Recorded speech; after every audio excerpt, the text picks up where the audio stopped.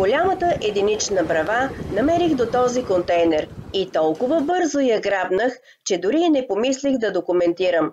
Намирам се в туристическото село Ерисос, Халкидики, Гърция, където старите къщи поспешно се превръщат в съвременни къщи за гости.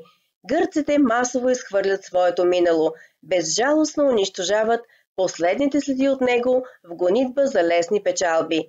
Забранила съм си да слушам истории как с камиони извозват антично имущество от домовете си на сметището. Втората част от бравата е заминала заедно с самата врата, а тази част е успяла да падне и аз я намерих. Тя на мен и единична ще украси бъдещата ми къща в старинен стил. Усмихна ми се щастието да намеря и още не стигнали до сметището стари врати заедно с бравите. Върнах се бързо за отвертката и си свалих още 3 по-малки брави.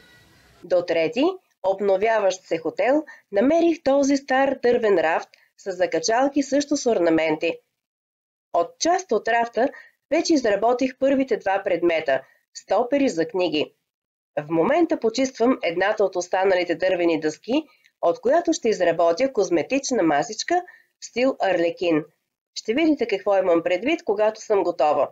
Остава и още една дървена част, от която ще изработя рафт с метална основа за орнаменти. За първи път ми се налага да почиствам толкова обилни човешки и времеви наслоения. Първо накиснах детайлите в течен сапун Аякс. Той омекотява всяка мръсотия.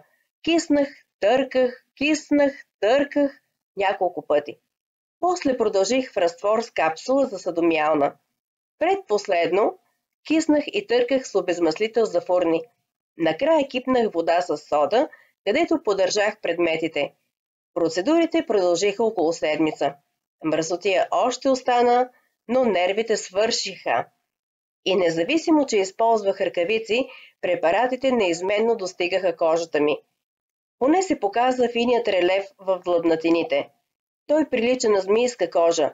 За неговото съществуване в началото не можех да предположа.